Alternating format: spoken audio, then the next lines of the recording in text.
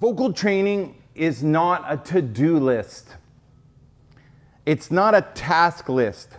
There aren't really boxes to check off. And if there were maybe some boxes to check off, if, okay, I want to do this 2 times and this one 2 times and this workout 3 times, okay, fine. But that's not what propels you forward, okay?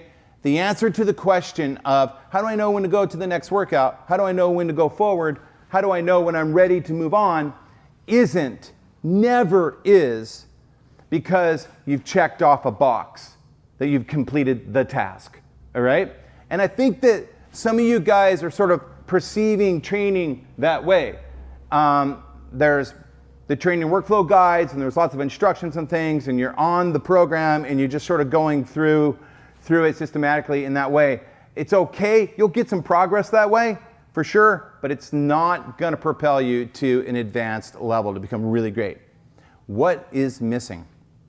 Look, as students of singing, at all levels of experience, including the level that I'm at right now, and when you're singing as well, you have to develop auditory imagery skills and visualization skills for the kinesthetics. Kinesthetics means learn by doing, learn by feeling it, okay? Instead of checking off boxes and working through a task list for 30 to 120 minutes, what I want you to do is visualize the color of your voice. Visualize the color that you want to achieve. When you release a vowel and when you amplify resonance, you have to have, or should have, a visual in your auditory imagery. That's visualizing sound in your mind, seeing sound in your mind. In your auditory imagery, you need to hear the sound color, the warmth, all of the textures that you want to hear for your voice, okay? Now, the program and myself, or no coach can tell you exactly what that is. That's a detail that only you have the full answer for. Maybe some people want to sound like Sam Smith, and other people want to sound like Bruce Dickinson, and some people want to, sound like Joe Elliott from Def Leppard. Whatever. These are radically different voices. You just need to decide for yourself what sound color you want to hear. Globally, overall for your voice, but also for every single onset. Right before you do an onset, you visualize the color, you visualize that vowel, you visualize warmth in that vowel, you visualize resonance bouncing off the back of your top teeth, hitting your hard palate, okay? And you release that vowel, you release that resonance, you release that sound color, and you work to match what you're visualizing. And you work to match what you want to feel.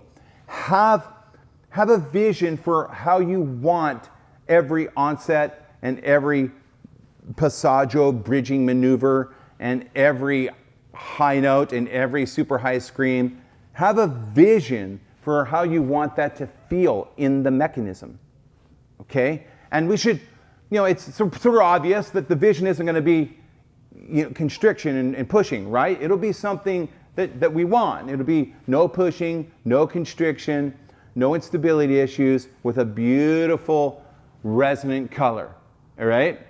And that's what you need to develop. You got to hunker down and really focus on visualizing the color and visualizing the feeling that you want for every single note that you train and every single note that you sing from this point forward.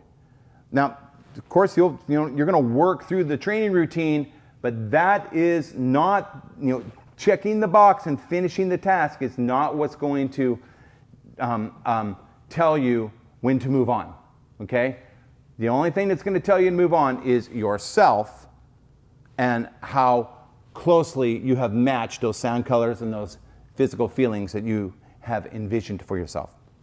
In the beginning, as a beginner, that might be it might be sort of abstract. You might not know for sure exactly what that is.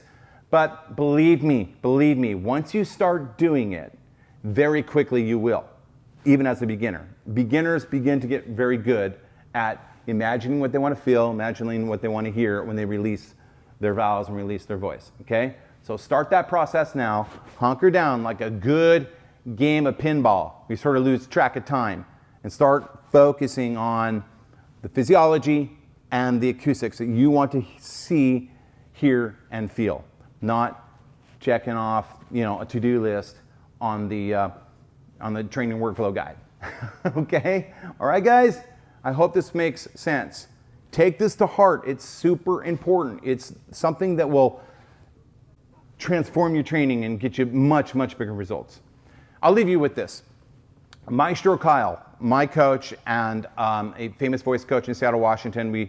We write about him in the book and in our full course.